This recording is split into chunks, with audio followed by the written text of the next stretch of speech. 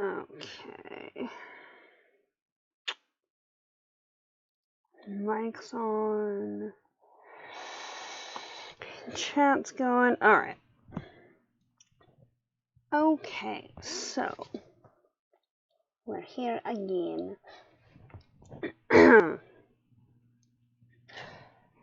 Greetings, guys, gals, and non-binary pals, and welcome to the next installment of the Botany Book Club. We're doing chapters 11 to 15 of Opium and Absinthe by Lydia Kang. So, yeah.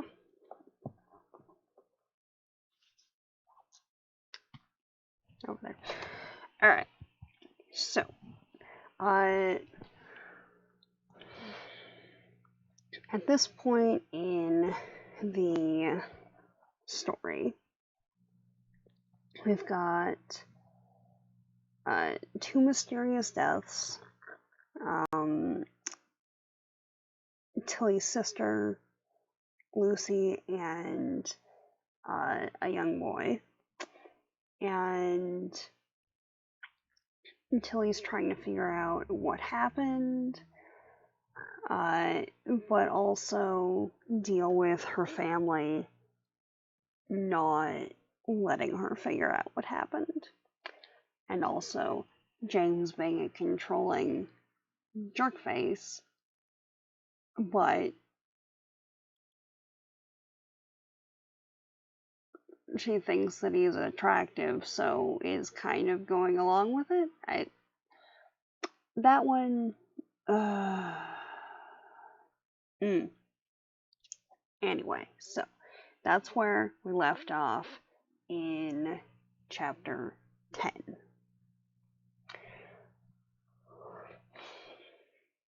So we've got Tilly and Ian, who are investigating the murders, and Ian, who works with the paper, if not for the paper. Now,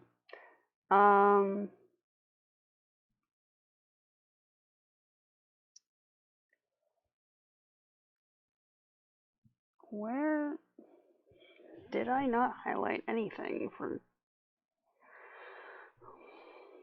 chapter 11?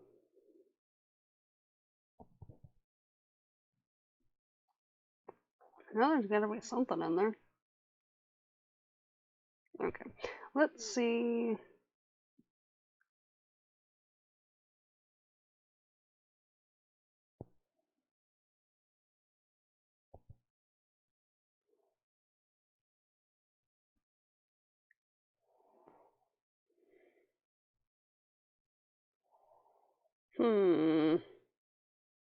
Okay.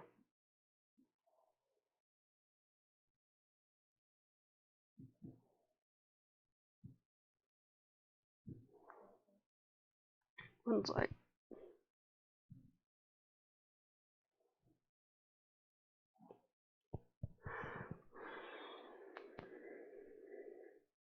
Either I didn't actually highlight anything for a bit, or Kindle just decided to completely delete my notes, which, if that's the case, rude. So I'm not seeing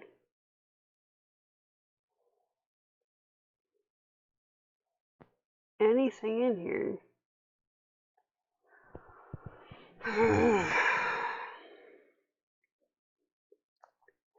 That's the only saving grace for this type of thing. Okay.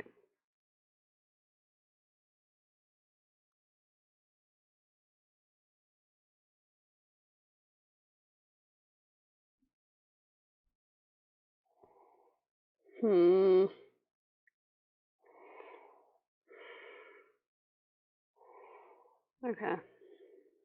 Right. Well.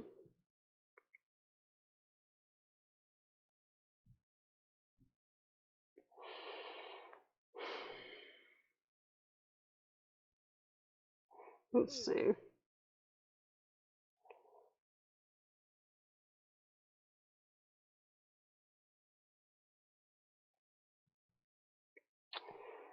Right. So there's no highlights or anything for any of the chapters. That's great. Alright, well. Let's see if restarting it will help. Basically, Kindle's being a pain. Anyway. Yeah, well, if I restart it, that's the least of the issues. Okay. There we go. Really? Really? No annotations? Nothing? Really?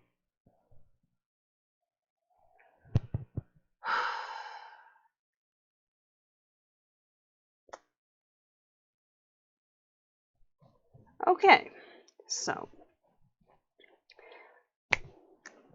tangent time here. I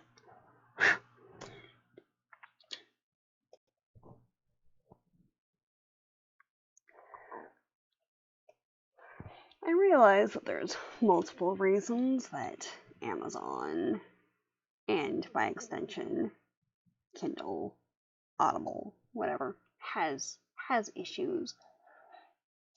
But when you have a feature that allows people to take notes and annotate a novel that they're reading, and people use said feature, and then it just disappears with all of the annotations and notes,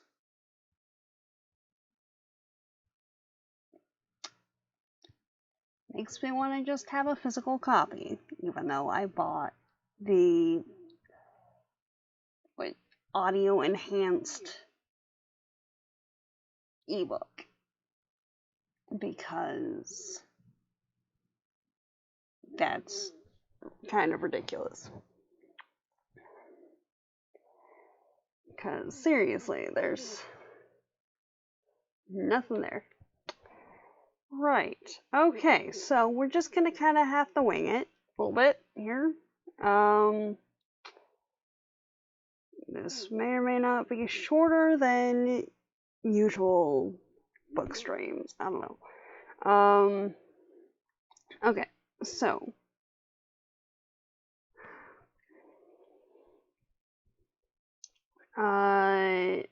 they're talking to Albert's family at the start of chapter 11. Albert being the boy who was killed a couple weeks after Lucy. And a couple of times in here they mention that Lucy's case was only paid attention to a little bit, because she actually had money versus the poor who would have been affected by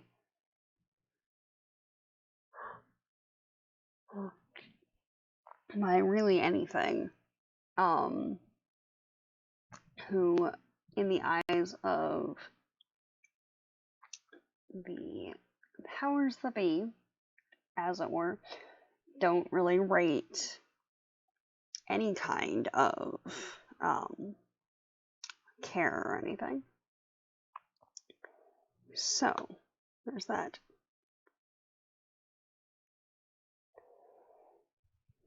Also, thanks for the follow.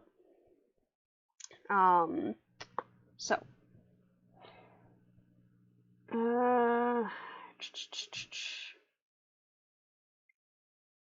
let's see.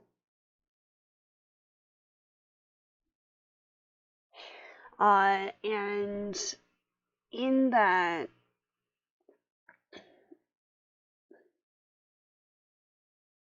there we go.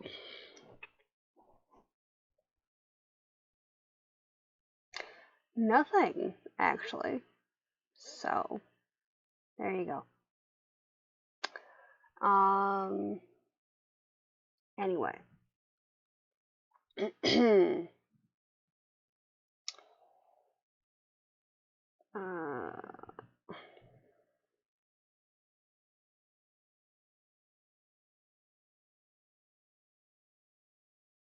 You ask what's wrong with your face, I say nothing. Anyway.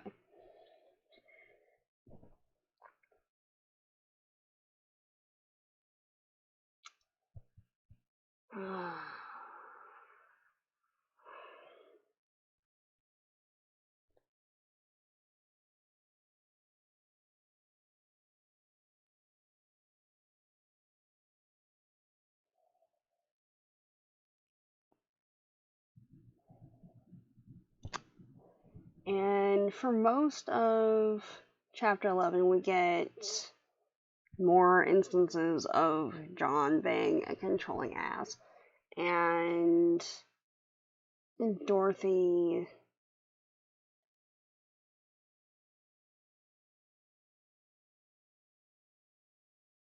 kind of playing into that. Versus Hazel, who has a brain, knows how to use her brain, and is just a generally decent person.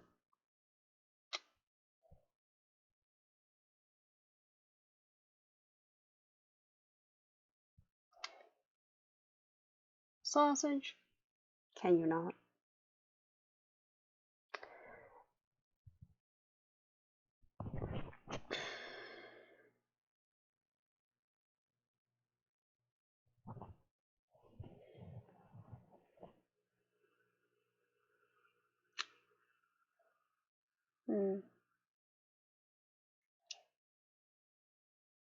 Alright.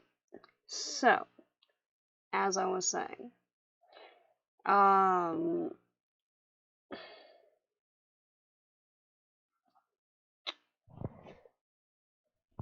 basically,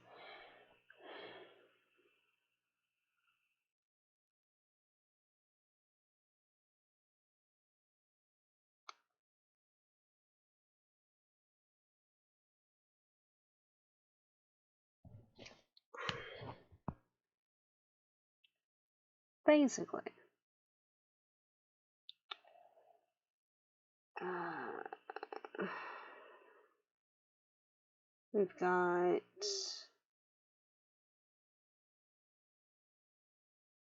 oh yeah. So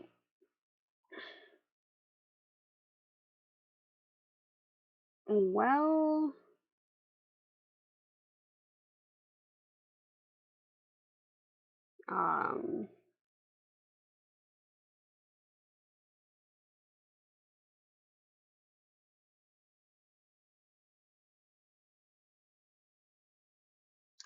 if you're just gonna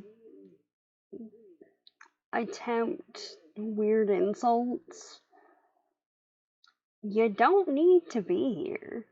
That's fine. Like, you can go bug somebody else.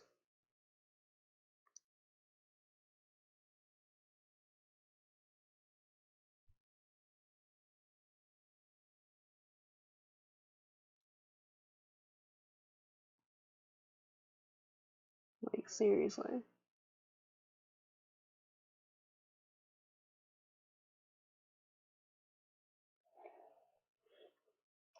So, basically, chapter 11, we have the introduction of Albert's family, Ian and John directly interacting, which that's a whole thing in and of itself.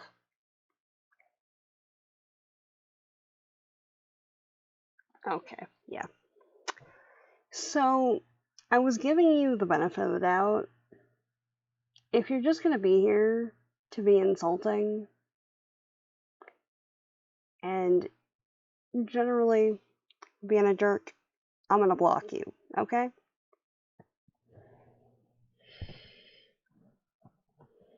Because, no.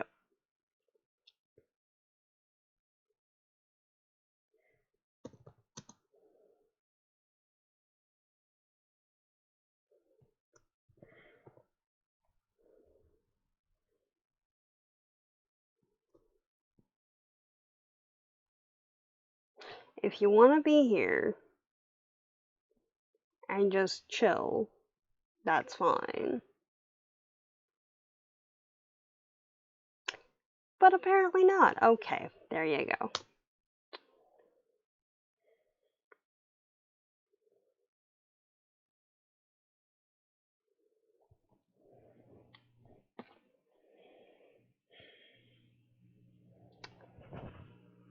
Alright, and we're back. So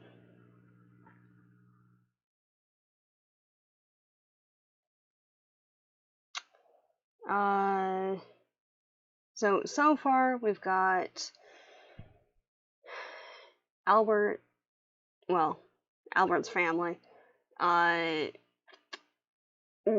and John interacting for the first time directly, which is a whole discussion on classism and the inherent issues related to that. And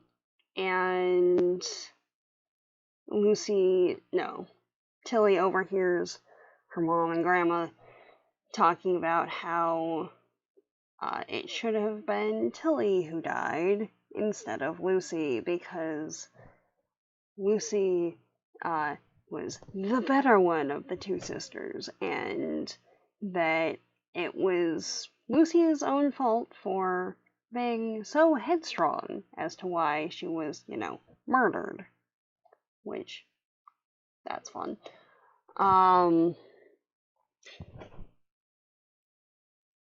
Yeah. So, got that. And yeah, 11 was a pretty long chapter, honestly. And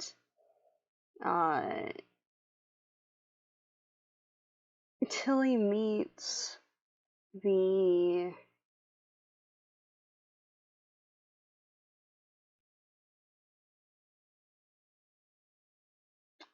really young paper delivery kids for the first time. So, because they're so important to Ian and have taken a liking to her, they're probably going to pop up later. We don't know, obviously, because we're only halfway through the book at this point, but it's likely that they'll show up again. And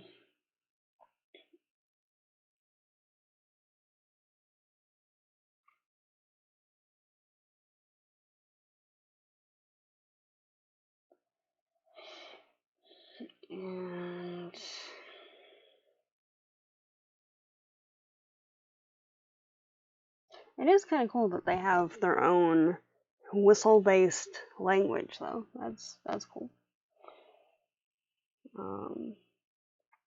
Yeah.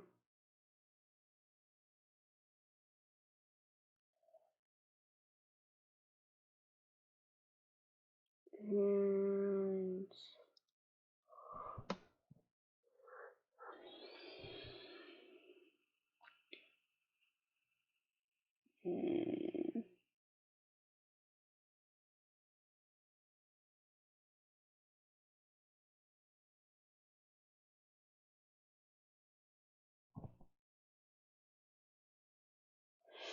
okay.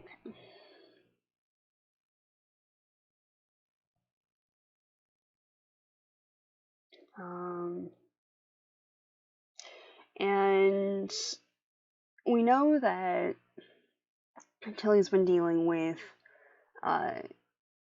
opium addiction. And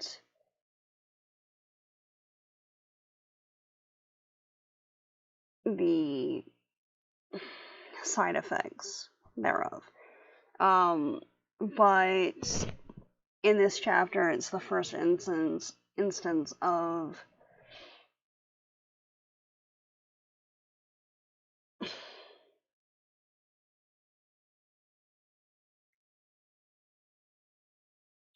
like theft related to said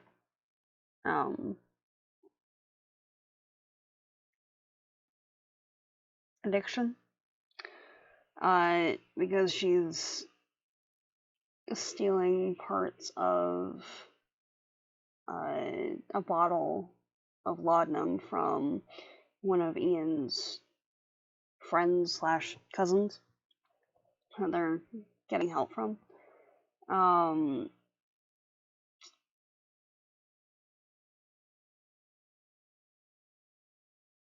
Okay.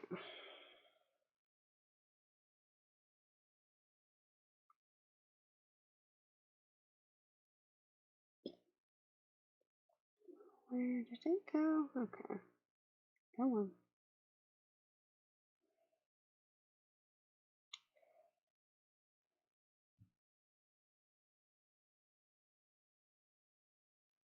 And because Tilly couldn't figure out how to get the side table open in Lucy's room, where presumably some kind of clue to her murder would be, she and Ian bundle up the lockpicking tools to go over and try and figure it out. So, they walk back.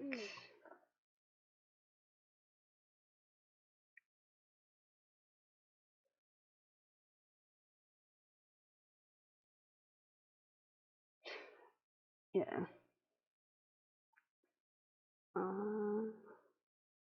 And between the two of them, between Ian and Tilly, they managed to get the desk open and find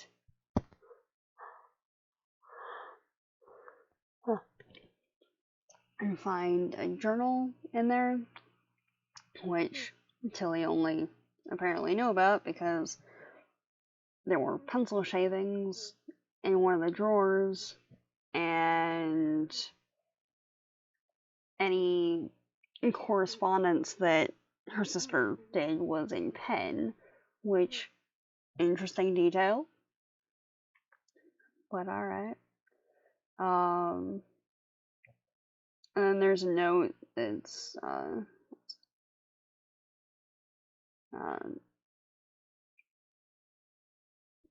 well, everyone takes some kind of opium-based thing, it's fine. Like, that doesn't make it good. I can tell when you take it, you don't sound the same, you don't act the same. Tonight it's been subtle, but I can tell. So, unlike everyone else who is trying to get Tilly to be calm and placid and whatever that the opium does generally, along with all of the rest of the side effects, Ian's the only one so far who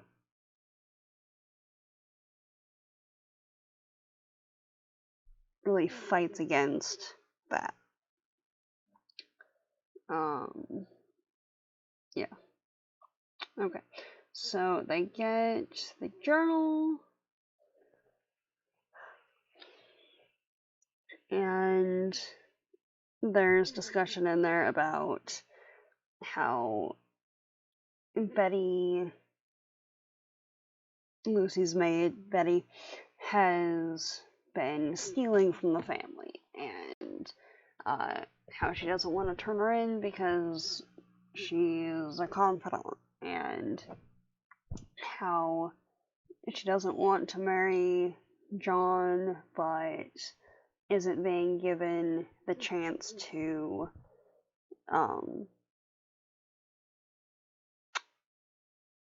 break the engagement, and how she doesn't want to see John again because he hit her and everything else. Which, yeah, fair. Especially because most of that was written on the day of the last entry, right before she died. So you've got motive, and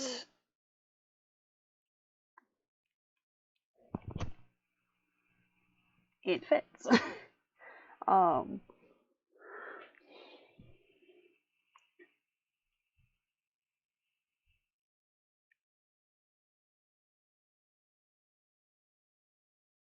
And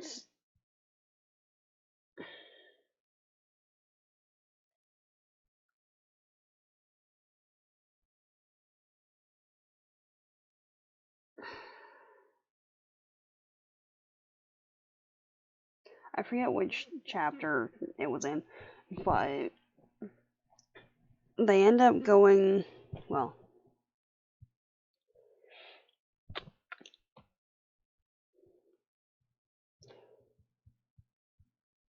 Tilly hands the journal off to Ian to bring to the police because she can't leave the house.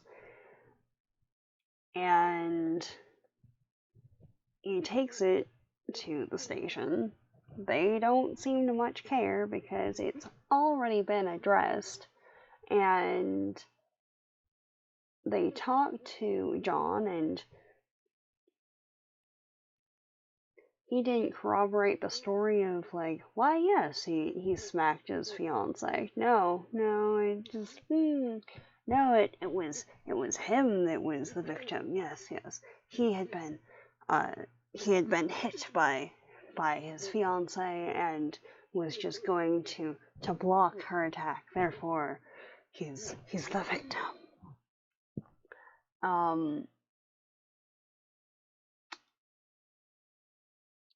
But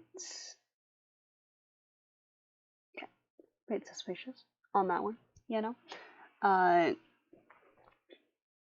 And at one point, Tilly confronts him, and he says something to the effect of, like, just listen to my side of it, because Lucy had her piece already, because in addition to taking the journal to the police, Ian published snippets of it in an article that he wrote for the World. But at least says that he wanted to talk to Tilly about it and have her as a secondary writer or a co-writer on the article. Which everything that he's said so far has checked out, and everyone else is being really suspicious. So, a lot more likely to believe Ian at this point than most of the rest of the cast. But because we know that Tilly is under the influence of laudanum and then morphine, both of which are opiates, and in large enough doses that she's kind of floating through things, because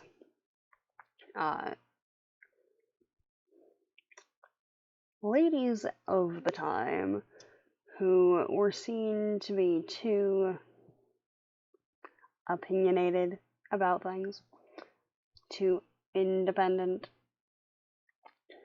were sometimes given laudanum or morphine injections to even the temperament, because it was a treatment for being hysterical. coming from the same root as hysterectomy or anything else of that nature, because the inference was that the uterus was banging about in a person's body, causing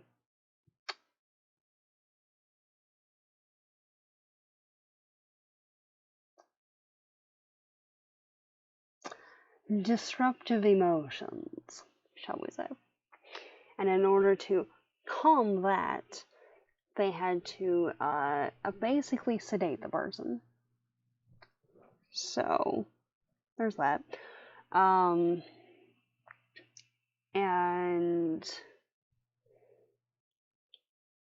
okay, so that was chapter 13. Yeah, okay. So 14 is the party one, where Tilly's starting to suspect that maybe her doctor's vampire, because he seems really insistent about having the drapes shut every time that she's over there, and she's never seen him outside during the day, just his wife.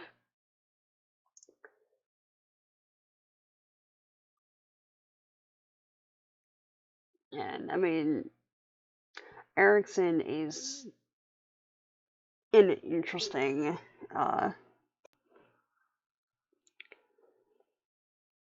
band of humanity, at least. Seriously. Who is very obviously, at least, manipulative, if not outright emotionally and verbally abusive to his wife. Yeah.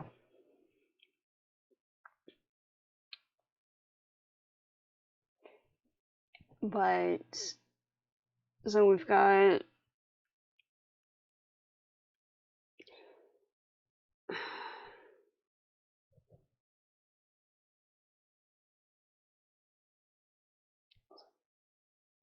and in this particular instance,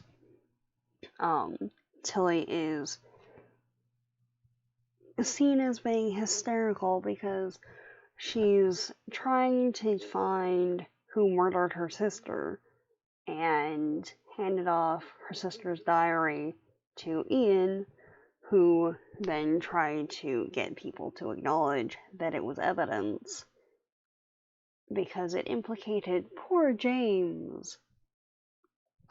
You know, the best suspect that they've got, because the guy was being a controlling pain in the ass and not allowing anyone to just be themselves. Yeah. So, alright.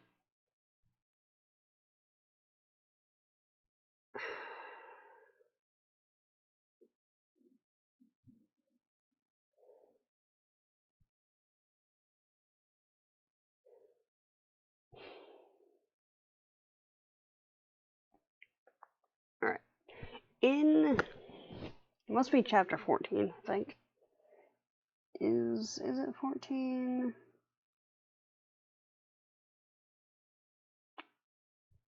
When did they go to a party?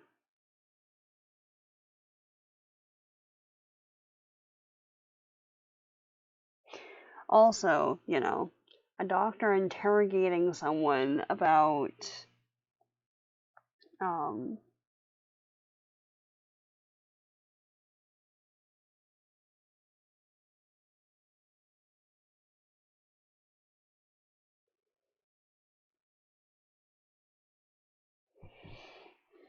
Yeah.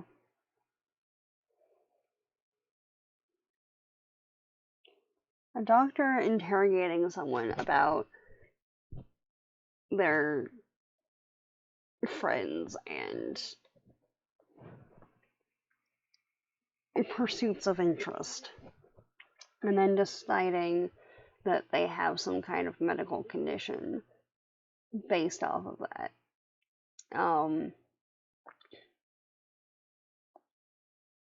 Is a whole lot of problem right there. Let me just say, like, what was it?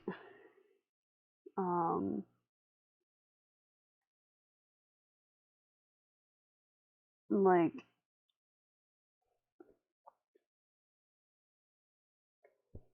she's trying to figure out who killed her sister, and gets the response, "That's not your concern." And in fact, it's not the concern of the police sergeant either, who I've already spoken to. Like, Doc, that's kind of the sergeant's job, you know?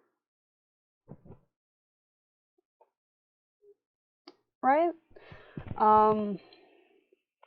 Yeah.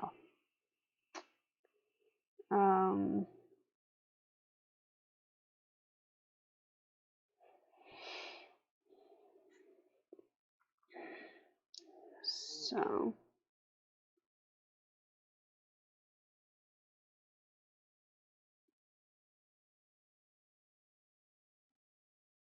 I mean, in chapter 14, we find out that Tilly can actually throw a punch, which is kind of cool. Hurts her hand, but it also reinforces the strength of the morphine, because she throws a punch, her hand hurts, and then within like a minute, it stops hurting again because she's completely medicated on the morphine.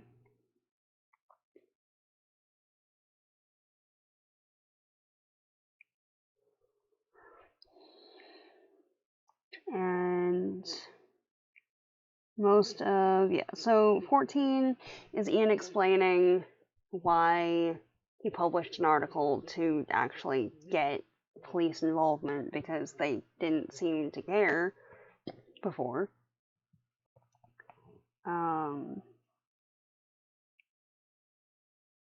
And 15, she gets roped into going to a party.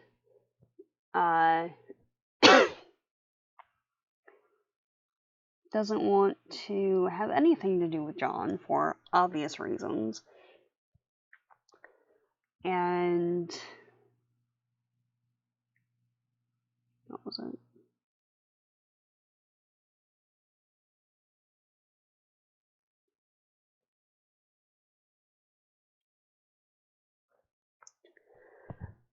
And gets the fascinating line from her grandmother: "You'll be on your best behavior, and you'll give James the attention he deserves. Do you understand?" Like,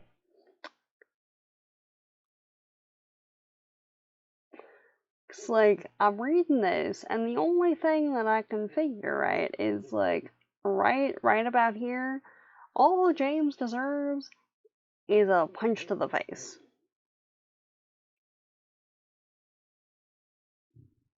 Or at the very least, questioning. You know? Like, come on.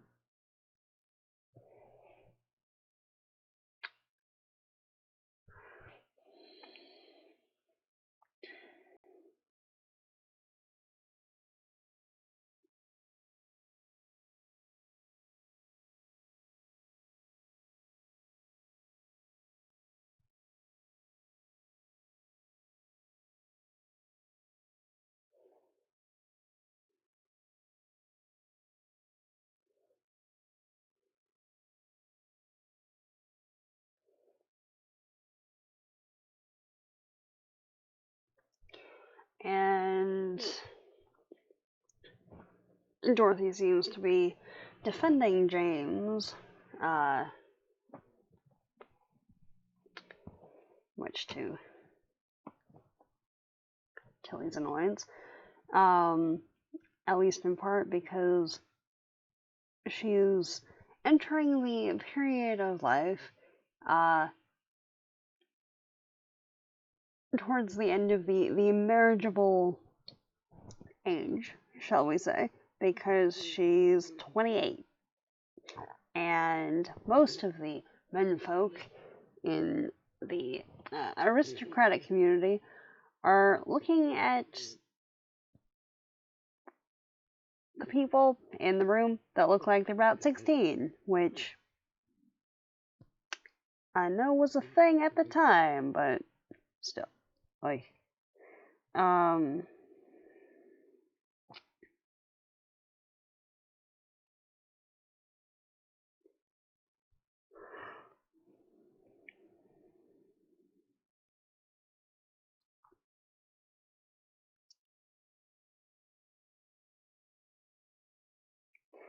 okay, yeah.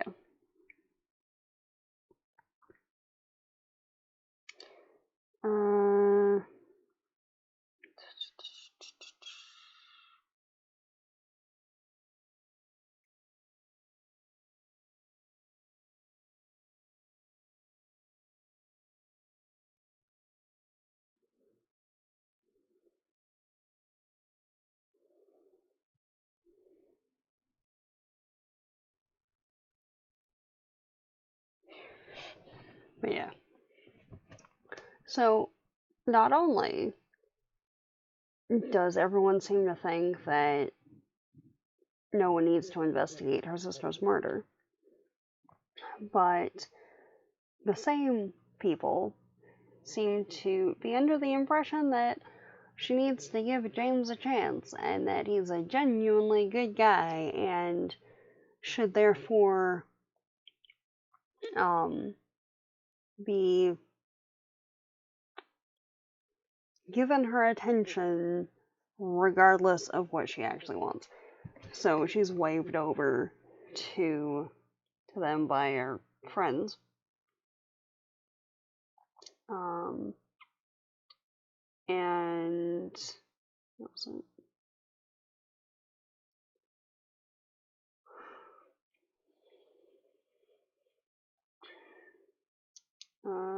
Where is the line?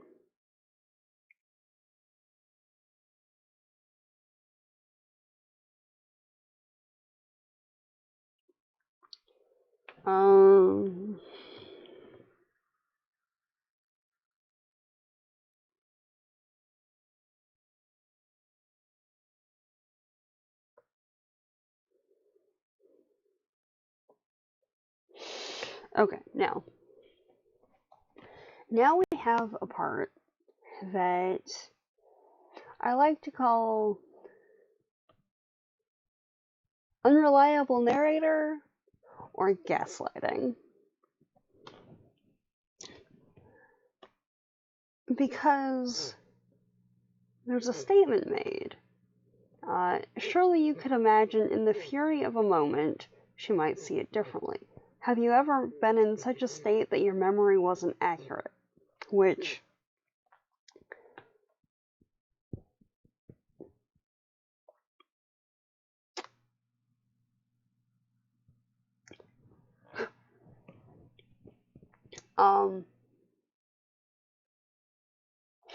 James has a history, right?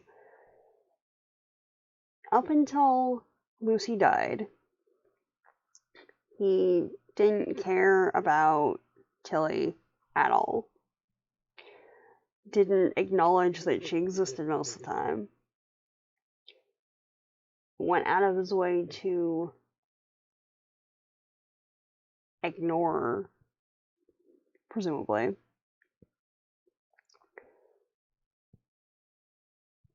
And now he's saying that he's always admired her spirit. Which, on some level, could, in theory, be accurate.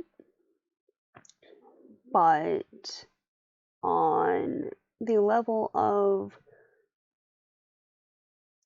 perceived reality, is doubtful. And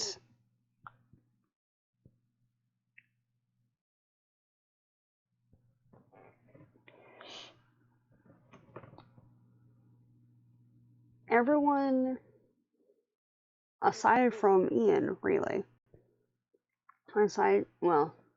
everyone aside from Ian has been trying to get her to not use opium.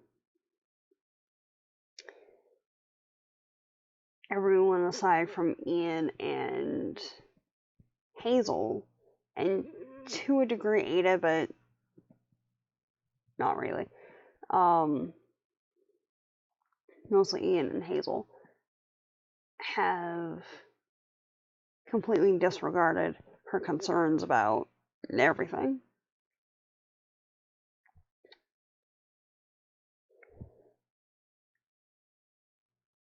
And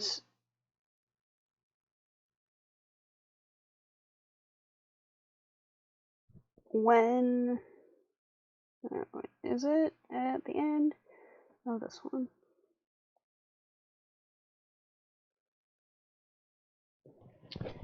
Where? Yep.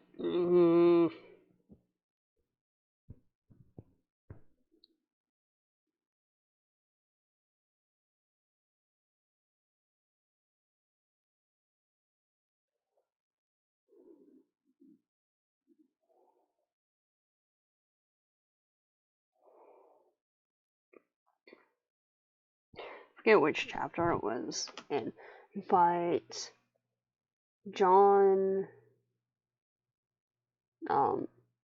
O'Toole, guardsman John,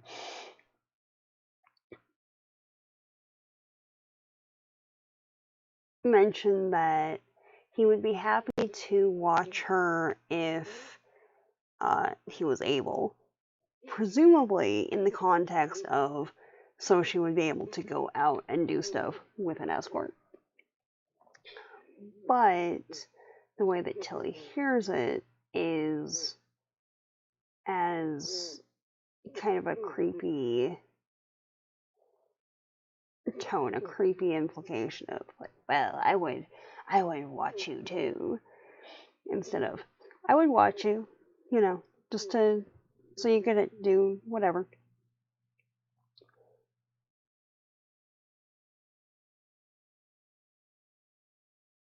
So,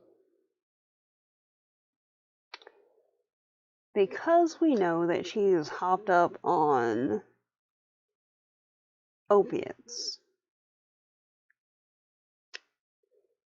how much of what she's saying, what she's experiencing, is abject reality, and how much is distorted?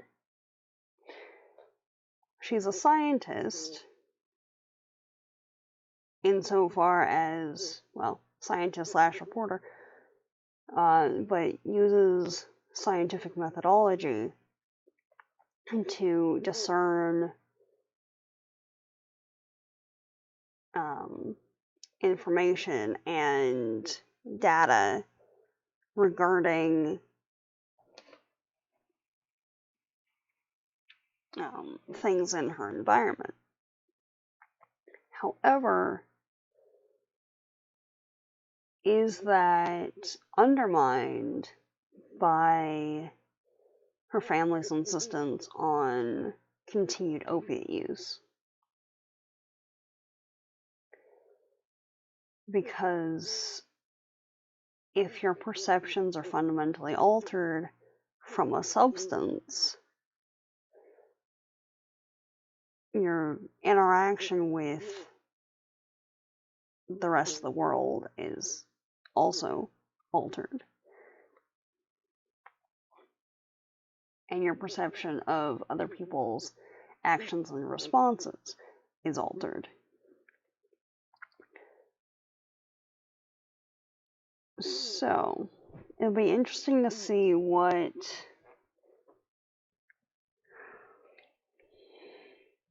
the latter half of the book deals with, because so far we've gotten addiction, withdrawal, moving to a stronger medication.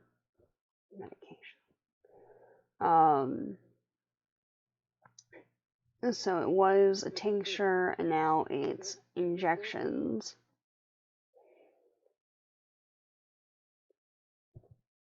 And part of what Tilly's noticing is that it messes with the pain, so that's, what it's initially designed for as a pain management thing. But it also slows her mind, or slows her, what was the phrase? Slows her hyperactive mind, or her racing mind. And I know in the storyline, it's pre-Sherlock. Conan Doyle hasn't written the Sherlock Holmes verse as of yet. But in pretty much every iteration of Sherlock, that's one of the big reasons that he uses the variety of drugs that he uses. In the original, I believe it was morphine. In like the BBC version, it was cocaine, I want to say.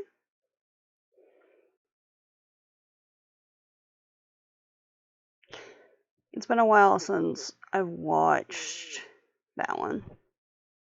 Or nicotine patches, because apparently that calms things down too, which makes me wonder what's in the nicotine that would have a similar effect, but okay. Yeah. So,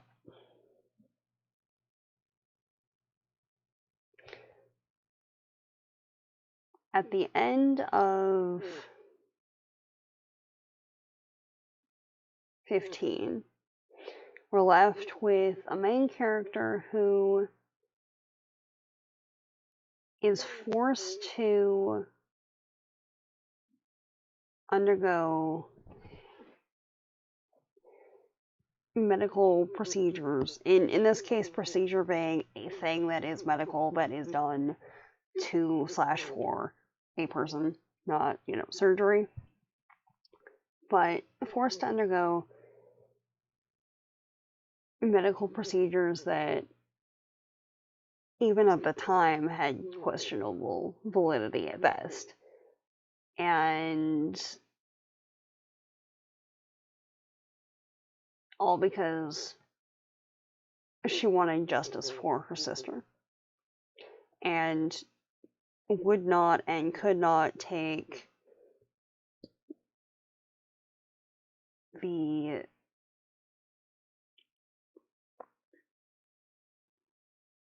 ineptitude, really, of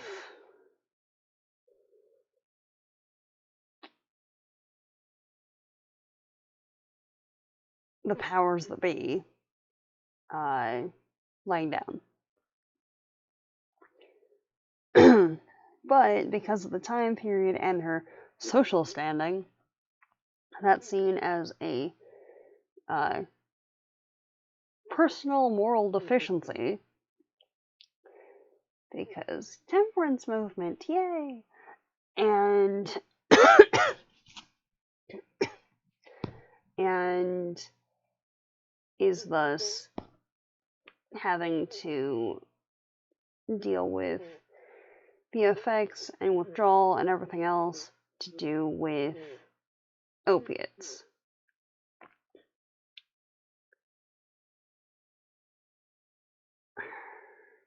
I'm the only one at this point who's saying, you should probably not be doing the opium-based meds anymore, yeah, is Ian, whose little brother died from an overdose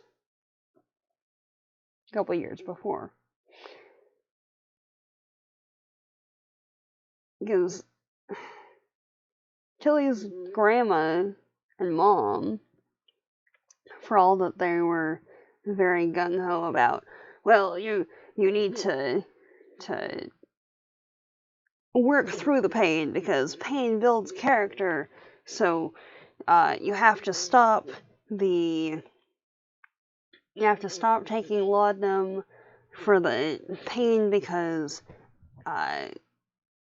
it breeds dependency, and then like you should have a stronger character than that,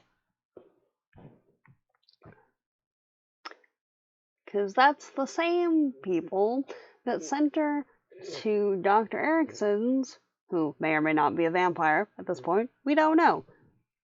Interesting twist.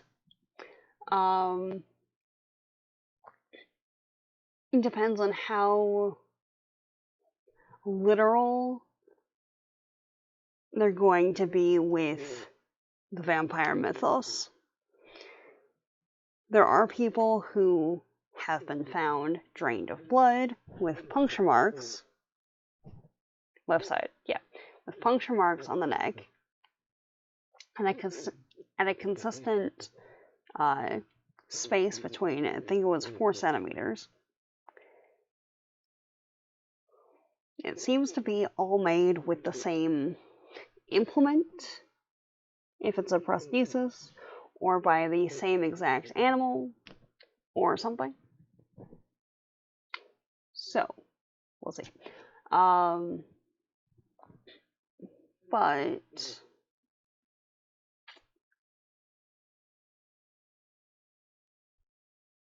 it's the same people who are saying you have to stop taking laudanum. You have to get rid of it cold turkey because it's offending her sensibilities. The grandmothers. It's the same people who are now saying you have to inject yourself with morphine every 3 to 4 hours because you're being too opinionated. Which then, if you fall into a spiral that's like a drug-induced stupor in that, which is likely going to end up with another issue of that's obviously a personal failing because it's against temperance to be dependent on something. At which point, her mom is not wanting her to be dependent on the morphine, but especially if you're injecting it that often, there's going to be side effects. There's going to be a dependency developed. Unless your physiology is one of the rare examples where you just don't get addicted to things. Which I know is a thing. It happens. But by and large, if you're exposed to things, generally, people can become addicted to certain substances, that being one of them. I don't remember if they'd developed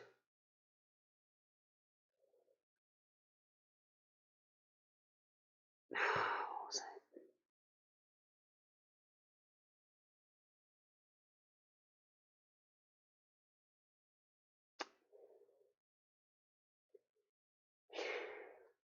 Morphine and laudanum, like opiates were such a thing that they developed a counter that was like a cure for opiate addiction, that was addictive in and of itself, but I can't remember what substance it was at this point.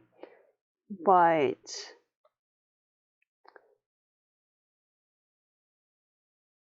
I can't remember what substance it was or when it became readily available, honestly.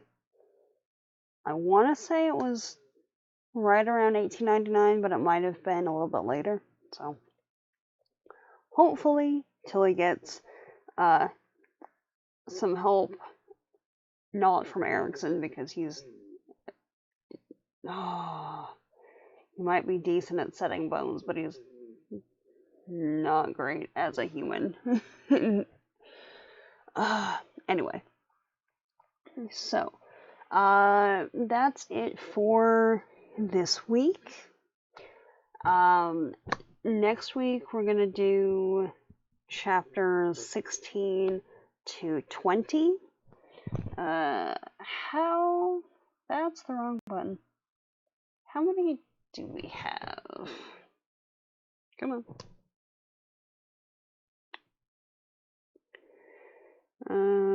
20.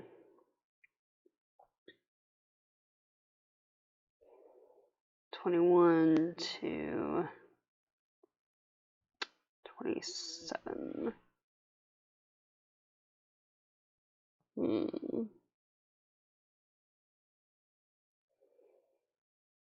Okay, if we're doing 16 to 20 next week, we might just end up doing 21 to 20, well, to finish the book for the week after that. I don't know, we'll see. So yeah, 16 to 20 for next week. And there we go. Alright. So, that being said, have a fabulous rest of your day. If you're seeing this on YouTube after the fact and you want to participate in future Botany Book Club streams, head on over to twitch.tv/adventurin and we'll have a chat about whatever book we're working on at that time. So, on Mondays, generally at 4 o'clock PST. So, anyway, with that, and as always, links and everything will be in the description down below. With that, signing off for now. Have a great rest of your evening, day, whatever time it is for you. I will see you later. Bye, everybody.